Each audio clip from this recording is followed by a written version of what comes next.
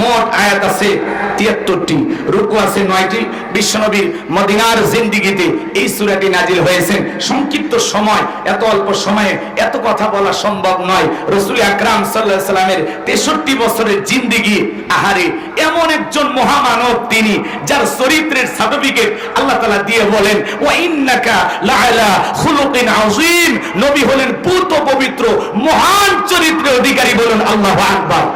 আযীম আরবিতে এমন একটি শব্দ যার গভীরতা মাপা সম্ভব নয়। বলেন আল্লাহু আকবার। আটলান্টিক মহাসমুদ্রে কেউ যদি চামচ নিয়ে পানি ছেঁচার দায়িত্ব নেয়, আপনারা কি বলবেন? লোকটা সুস্থ আছে? এটা লোকটা কি পাগল? আমার ভাইয়েরা, আটলান্টিক মহাসমুদ্রের পানি হয়তোবা চামচ দিয়ে তুলতে তুলতে এক সময় শেষ হয়েও যেতে পারে, কিন্তু বিশ্বনবী রাহমাতুল আলামিন, আপনার আমার প্রিয় নেতা, প্রিয় পয়গম্বর মুহাম্মদ রাসূলুল্লাহ সাল্লাল্লাহু আলাইহি সাল্লামের জিন্দেগি আলোচনা করে শেষ করা সম্ভব হবে না। চিৎকার মেরে বলেন আল্লাহু আকবার। কেমন নবী পেয়েছি? আল্লাহ তাআলা বলেন, লাকাদ কানা লাকুম ফি রাসূলিল্লাহি উসওয়াতুন হাসানা। তোমাদের জন্য উত্তম আদর্শ রয়েছে রাসূলের জিন্দেগির ভিতরে। কথা বলে ঠিক কিনা? আপনার আমার মডেল, আপনার আমার আদর্শ নাম কি? জোরে বলেন কি? মডেল শব্দ কিন্তু ভালো। আমরা মনে করি যারা কাপড় খুলে নাচানাচি করে এরা বুঝি মডেল। এ কথা কন নাকি আপনারা? রাগ করতেছেন? এরা মডেল না, এরা এই সমাজকে পতিতা বৃত্তির দিকে ঠেলে দেয়। কথা বলেন ঠিক কিনা?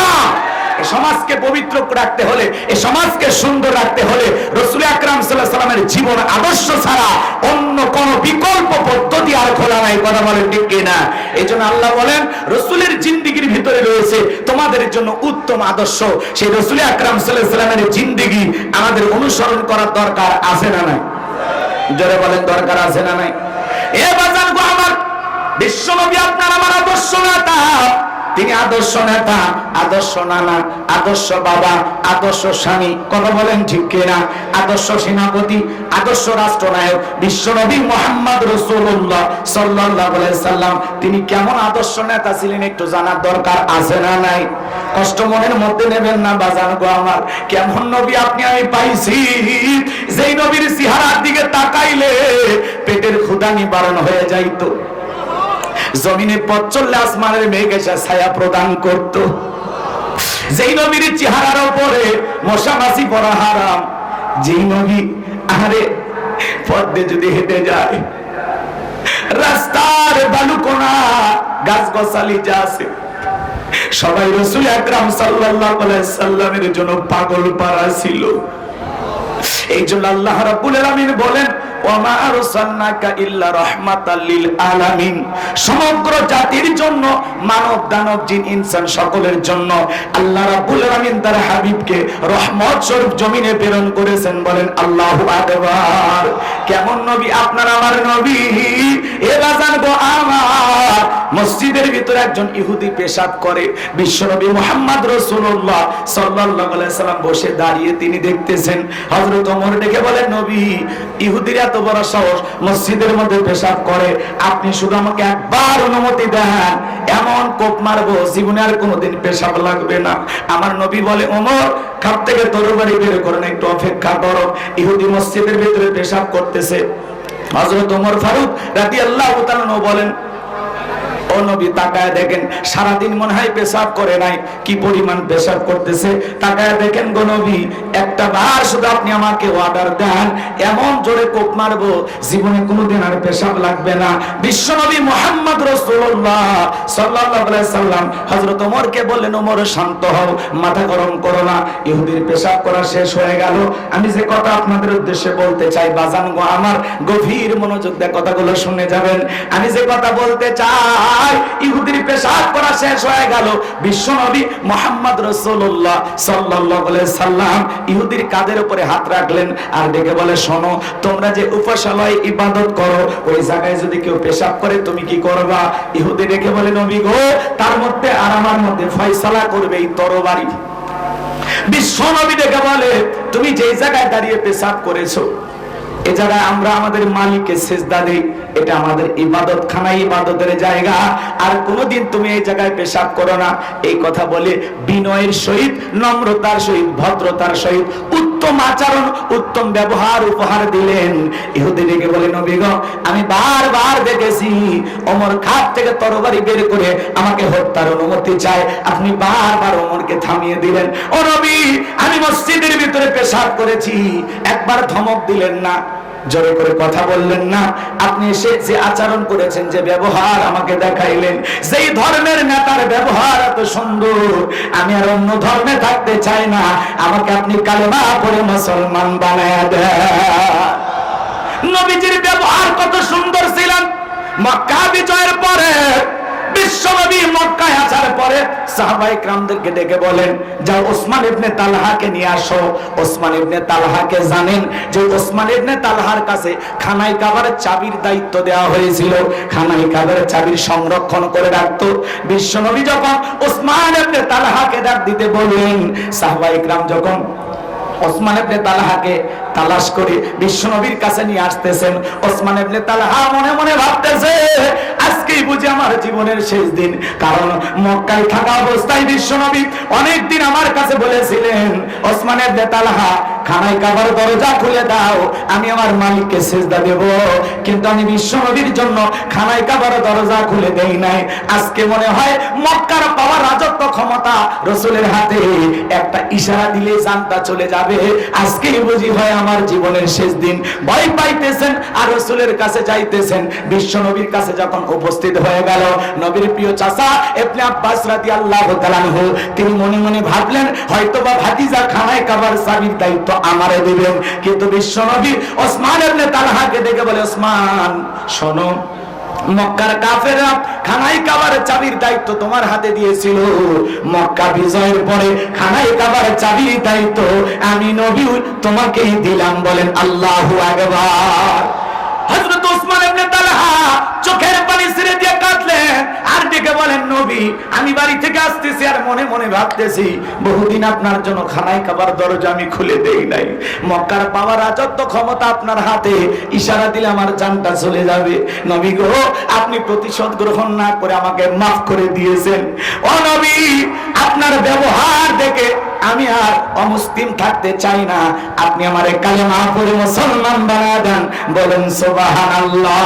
এইজন্য আল্লাহ রাব্বুল আলামিন পবিত্র কোরআনুল কারীমের ভিতরে বলেন, ওয়ালা তাসতাবিল হাসানাতু ওয়ালাস সাইয়্যিআহ ইদফা বিল্লাতী হিয়া আহসানু ফাইযাল্লাযী বাইনাকা ওয়া বাইনাহু আদাওয়াতুন কাআন্নাহু ওয়ালিয়্যুন হামীম।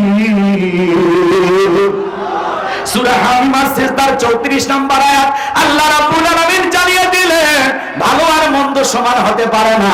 তুমি যদি মন্দের জবাব ভালো দিয়া দাও, আমি আল্লাহ রাব্বুল আলামিন তোমার চরম শত্রুটাকে তোমার পরম বন্ধু বানায়া দেব। এই জন্য আপনার আমার চরিত্রের গুণাবলী হওয়া লাগবে। রাসূল আকরাম সাল্লাল্লাহু আলাইহি ওয়াসাল্লামের আদর্শ নিজের জীবনে ধারণ করতে হবে। রাসূলের ব্যবহার দেখে মানুষ দলে দলে কালেমা পড়ে মুসলমান হয়েছেন। আর আপনার আমার যে ব্যবহার, যে চরিত্র, যে উঠা বসা, ইসলাম থেকে মানুষের দূরে সরে যায়। কথা বলেন না কেন? চরিত্র পরিবর্তন করতে হবে। মহামানব রাহমাতুল লিল আলামিন কেমন ব্যবহার ছিল? সেই ওমর তরবারি নিয়ে আসলেন রাসূলকে হত্যা করতে, সেই রাসূল আকরাম সাল্লাল্লাহু আলাইহি ওয়াসাল্লামের পায়ের নিচে তরবারি জমা দিয়ে কালেমা পড়ে মুসলমান হয়ে গেল। কথা বলেন ঠিক না? ব্যবহার দেখে, ব্যবহার দেখে। এই জন্য ভাইরা আমার, নিজেদের পরিবর্তন করতে হবে। আল্লাহ বলতেছেন, ভালো আর মন্দ সমান হতে পারে না। তুমি যদি মন্দের জবাব ভালো দিয়ে দাও, তোমার শত্রুটাকেও আমি আল্লাহ তোমার বন্ধু বানায় দিব। সুবহানাল্লাহ বলেন। আল্লাহর ওয়াদা কি মিথ্যা? জোরে বলেন, আল্লাহর ওয়াদা কি মিথ্যা?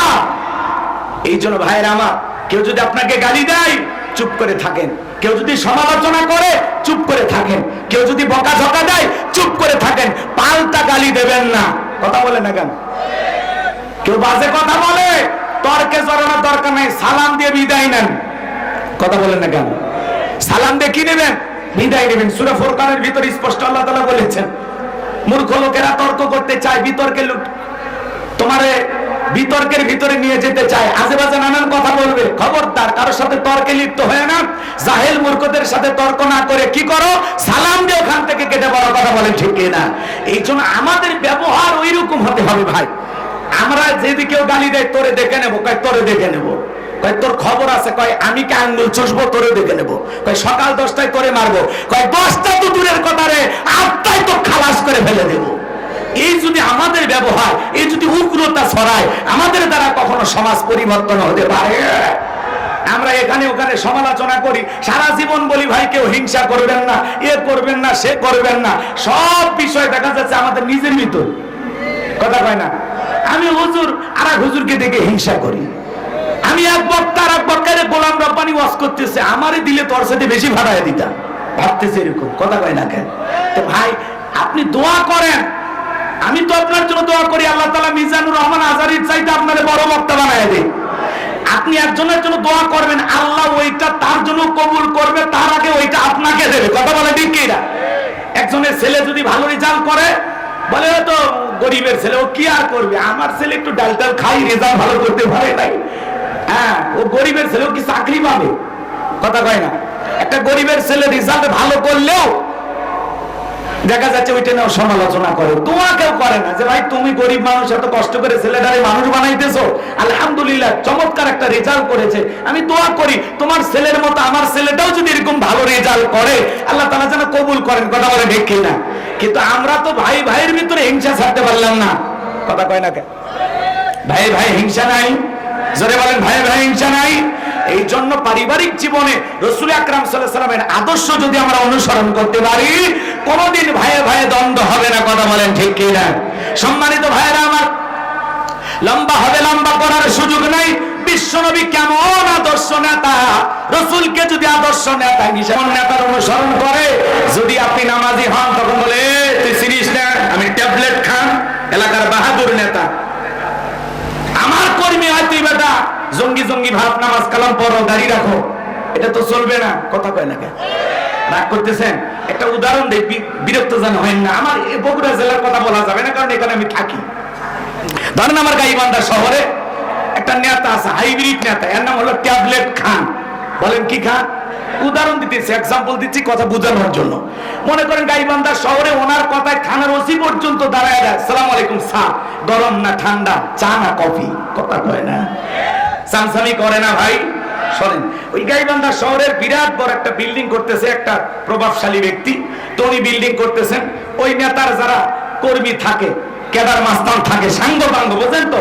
এক কথায় যাকে আমরা বাংলা ভাষায় বগুড়ের ভাষায় বলি পাতি নেতা, কথা কি বুঝতে পারছেন? ওই পাতি নেতা যায় বলতে যায় বিল্ডিং কার, কয় বলে অমুক মাস্টার সাহেবের।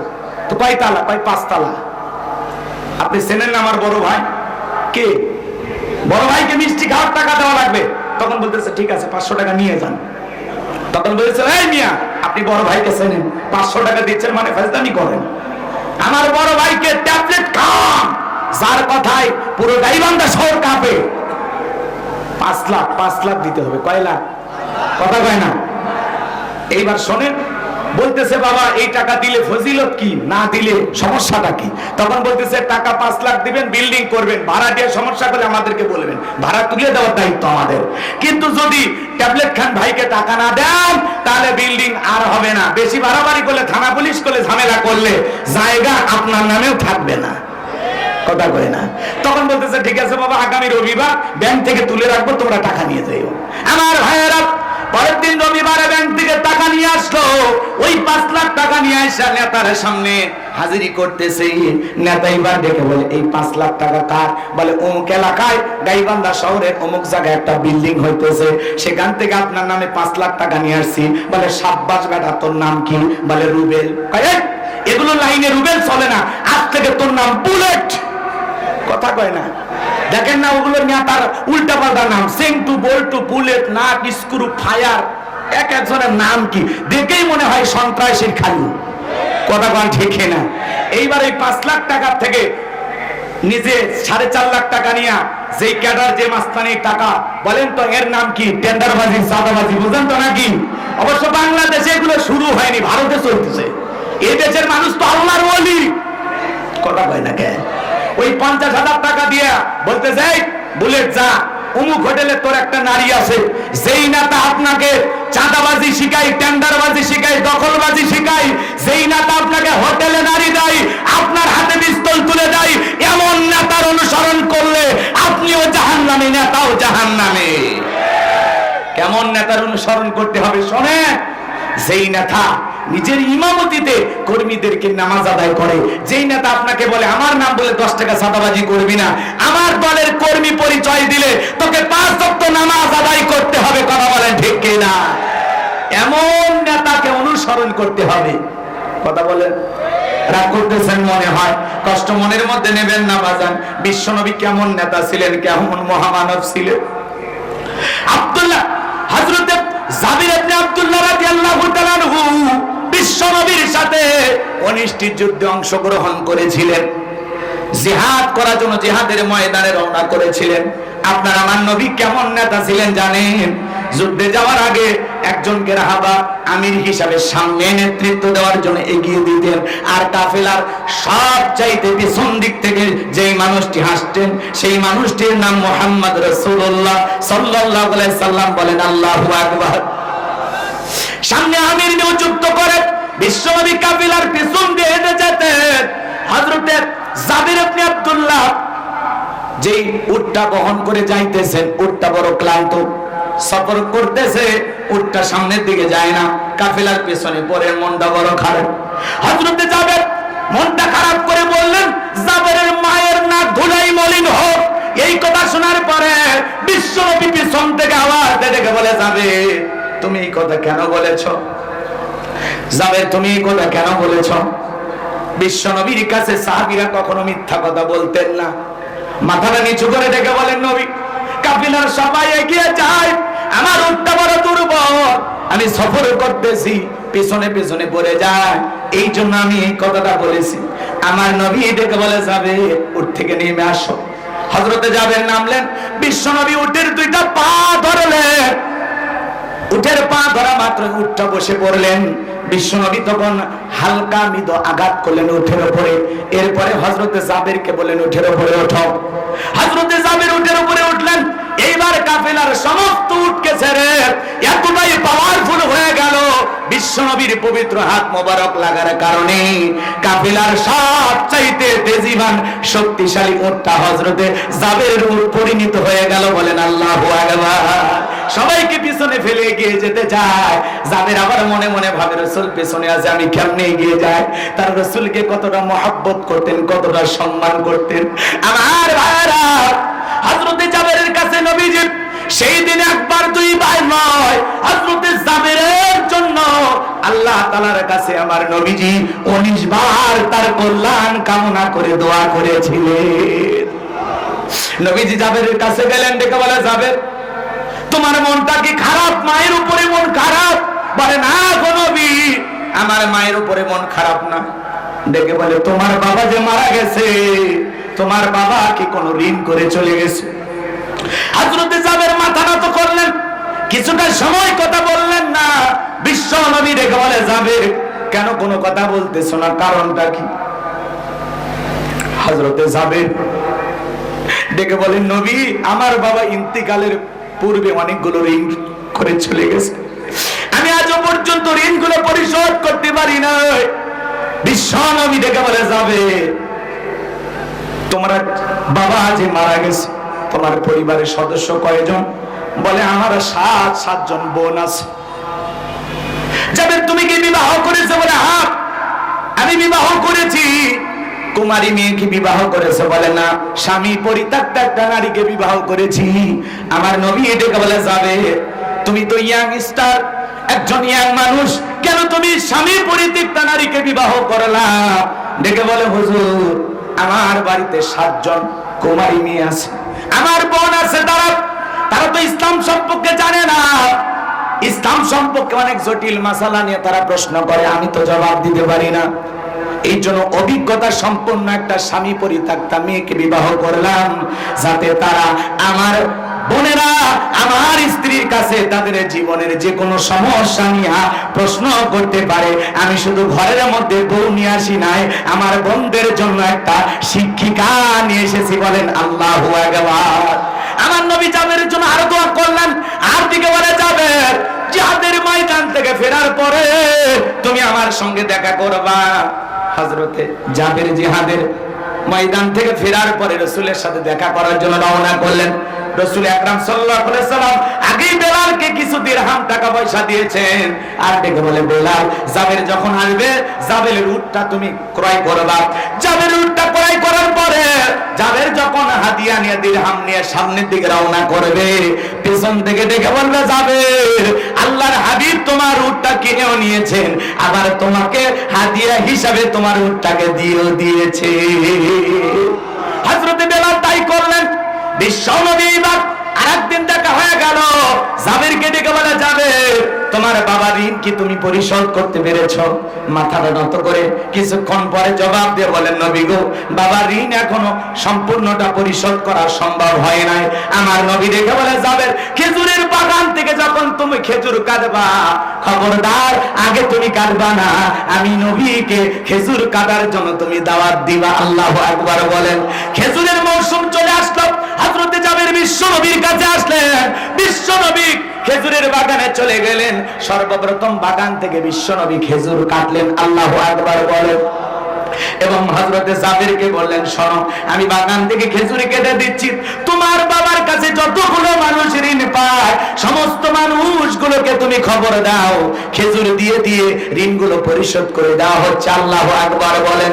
সমস্ত ঋণ পরিশোধ করে দেওয়ার পরেও যেমন বাগানের খেজুর তেমনি আছে। বলেন আল্লাহু আকবার। বিশ্বনবী বলে, জাবের, এই খেজুরগুলো তুমি বাড়িতে নিয়ে যাও, খবরদার কোনোদিন ওজন করবা না, মেপে বিক্রি করবা না, যে যত মনে চায় বিক্রি করবা, কিন্তু কখনো ওজন করবা না। হযরতে জাবের বলেন, বিশ্বনবী যেই খেজুরগুলো আমার ঘরে দিয়েছিলেন, এক নয় দুই নয় 3 বছর পর্যন্ত আমি সেই খেজুরগুলো বিক্রি করেছিলাম। বলেন আল্লাহু আকবার। আল্লাহু আকবার জোরে বলেন। আমার ভাইয়েরা, রাসূল আকরাম সাল্লাল্লাহু আলাইহি ওয়াসাল্লাম কেমন আদর্শ নেতা ছিলেন। সাহাবী ইন্তেকাল করেছেন, ঋণ রেখে তার ঋণ পরিশোধ করার দায়িত্ব নিয়েছিলেন মুহাম্মদ রাসূলুল্লাহ সাল্লাল্লাহু আলাইহি সাল্লাম। এজন্য বাংলাদেশের একজন ইসলামী আন্দোলন যারা করে, দেখবেন স্বামী মারা গেছে, তার মহারণা পরিশোধ করে দিচ্ছে এই দেশের শ্রেষ্ঠ সন্তানেরা। কথা বলেন ঠিক কি না? আমার ভাইয়েরা, আপনারা দেখেছেন এক সময় যারা জেলখানায় গিয়েছিল, তার পরিবারে হাহাকার, ক্ষেত কাটার মতো কেউ ছিল না, ধানের মৌসুমে ধান কেটে তাদের ঘরে ধান তুলে দিয়ে আসছিল এদেশের ইসলামী আন্দোলনের কর্মীরা। কথা বলেন ঠিক কি না? কষ্ট হচ্ছে আপনাদের? আরো 2-4 মিনিট যদি কথা বলি, খারাপ লাগতেছে নাকি? শুনবেন, বিরক্ত হবেন না তো?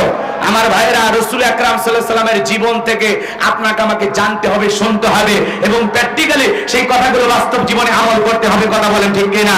এই জন্য এই সিরাত মাহফিল চলতেছে, চলবে, আগামী আরো 2 দিন কথা চলবে ইনশাআল্লাহ। এই মাহফিল চালু হয়েছে, কিয়ামত পর্যন্ত চলুক। কারা কারা চান 2 হাত তুলে আমার আল্লাহকে একবার দেখান। লিল্লাহি তাকবীর। আপনার সম্মানিত ভাইরা আমার, আমি পরিষ্কার ভাবে একটি কথা বলতে চাই। এদেশে আপনারা বাবার শাসন দেখেছেন, স্বামীর শাসন দেখেছেন, চাচার শাসন দেখেছেন, ভাবির শাসন দেখেছেন, বুবুর শাসন দেখেছেন। আগামীতে আল্লাহর কোরআনটা দিয়া এই দেশটা কেমন চলে কারা কারা দেখতে চান? আর সেই সময় যদি আসে, যদি প্রয়োজন হয় বিবির কাছ থেকে বিদায় নিয়ে, সন্তানদের কাছ থেকে বিদায় নিয়ে, মাথায় কাপড়ের কাপড় বেঁধে হলেও আল্লাহর জমিনে আল্লাহর দ্বীনকে প্রতিষ্ঠিত করতে কারা কারা চান? 2 হাত তুলে আল্লাহকে লিল্লাহি তাকবীর। হাত টান টান করে তোলেন তো, হাত সবাই টান টান করে তোলেন। এই যে মাঝে মাঝে হাত দেখা করেছেন, 2 হাত তোলার শক্তি নাই, আপনি পুরুষ মানুষ, 2 টিন ভিটামিন ক্যালসিয়াম মাঝে মাঝে কিনে খাবেন, একবারে দুর্বল হলে চলতে পারবেন না। হাত সোজা করেন, সোজা করেন, টান টান করে তোলেন, সবাই হাত সোজা করেন, সোজা করেন। আমার আল্লাহ রাব্বুল আলামিন বলেন, ইন্নাল্লাহা আশতারা মিনাল মুমিনিনা আনফুসাহুম ওয়া আমওয়ালাহুম বিআন্না লাহুমুল জান্নাহ।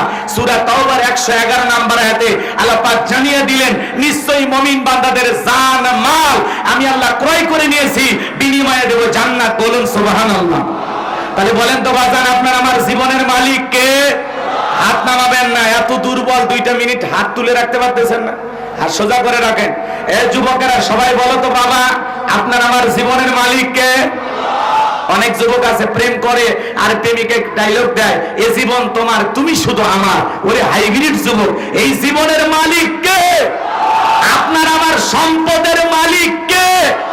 আল্লাহর দেয়া জীবন, আল্লাহর দেয়া সম্পদ আল্লাহর পথে খরচ করতে রাজি আছেন তো মুসলমান? রাজি আছেন তো ইনশাআল্লাহ? রাজি আছেন তো ইনশাআল্লাহ? বাম হাত নামান, শুধু ডান হাত তুলে রাখেন, শুধু ডান হাত। আল্লাহ রাব্বুল আলামিন বলেন, ইল্লা আসহাবাল ইয়ামিন ফি জান্নাতিন ইয়াতাসাআলুন। ডানপন্থী যারা জান্নাতের বাগানে থাকবে তারা, ডানপন্থী যারা আল্লাহর প্রিয় তারা বলেন আল্লাহু আকবার। কোনো কথা হবে না। কিছুক্ষণ আগেই বললেন হুজুর জীবন দিতে রাজি, রক্ত দিতে রাজি। আপাতত জীবন রক্ত দুইটার কোনোটাই দেয়া লাগবে না। ডান হাতটা পকেটের ভিতর ঢুকে দিয়া যে যা পারেন, যতটুকু পারেন এই তাফসীর মাহফিলের জন্য, এই সিরাত মাহফিলের জন্য প্রাণ ভরে দান করবেন। সোজা ডান হাত পকেটে দেন, আমিও দিচ্ছি দেন। অন্য কারো পকেটে হাত দিন না, পকেট মার বলে মার খেন না। সবাই পকেটে হাত দেন, আমিও দিচ্ছি দেন। সবাই পকেটে হাত দেন। ছেলে পেলে যারা আছো স্বেচ্ছাসেবক, তাদেরকে দায়িত্ব দেওয়া হয়েছে, ব্যাগ নিয়ে, রুমাল নিয়ে, চাদর নিয়ে, যার কাছে যা আছে তাই নিয়ে মাঠে নামো, খেলা হবে। জি জি, মহিলা প্যান্ডেল আমার মা বোন যারা বসে আছেন সবাই পকেটে হাত দেন, আমিও দিলাম, দেন আপনারাও দেন। সবাই পকেটে হাত দেন। মঞ্চে যারা বসে আছেন বক্তা ভাই, আমাদের মাথার কাজ, আমাদের শ্রদ্ধাভাজন পিতৃ সমতুল্য মুরব্বী, যিনি আমাদের গাইডলাইন দিচ্ছেন চলার জন্য, হযরত মাওলানা আলমগীর হোসাইন সাহেব, ওনার জন্য আপনার দিল থেকে দোয়া করবেন। উনি এই বয়সেও অক্লান্ত পরিশ্রম করে এই মাহফিলটা বাস্তবায়ন করেছেন। পাশে সঞ্চালনায় যারা দায়িত্ব পালন করেছেন ডক্টর মাওলানা আবু সালেহ মামুন ভাই সহ, মাওলানা হেদায়েতুল ইসলাম সহ যারাই অক্লান্ত পরিশ্রম করেছিলেন, আব্দুল সালাম যুক্তিবাদী ভাই, আমাদের প্রিয় মুরব্বী রুহুল আমিন যুক্তিবাদী, আমার প্রিয় বড় ভাই মাওলানা আবুল কালাম আজাদ আমজাদ হোসেন রাশিদি, অনেক ওলামায়ে কেরাম এই জায়গায়, হাফিজ লুৎফর রহমান ভাই, আমাদের প্রিয় মাওলানা সুলতান আলী সহ অনেক ওলামায়ে কেরাম এই মঞ্চে উপস্থিত, ফরাদ ভাই, শেখ আবু ইউসুফ সহ যত ওলামায়ে কেরাম এসেছেন, দায়িত্ব পালন করতেছেন এই প্রোগ্রাম বাস্তবায়ন করার জন্য। আল্লাহ সবাইকে দুনিয়া আখিরাতের উত্তম জাযা দান করুন, সকলে বলুন আমিন। আমাদের সবাইকে এই জমিনে দিন প্রতিষ্ঠিত করার এই কাফেলায় আল্লাহ আমাদেরকে কবুল করুন, সকলে বলুন আমিন। জান মাল দিয়ে সব সময় আমরা পাশে থাকবো। বাংলাদেশে আমরা কোরআনের রাজ কায়েম করব ইনশাআল্লাহ। আল্লাহ সবাইকে কোরআনের রাজ কায়েম করার জন্য সংগ্রাম করার তৌফিক দান করুন। ওয়া আখিরি দাওয়ানা আনিল হামদুলিল্লাহি রাব্বিল আলামিন। আসসালামু আলাইকুম ওয়া রাহমাতুল্লাহি ওয়া বারাকাতুহু।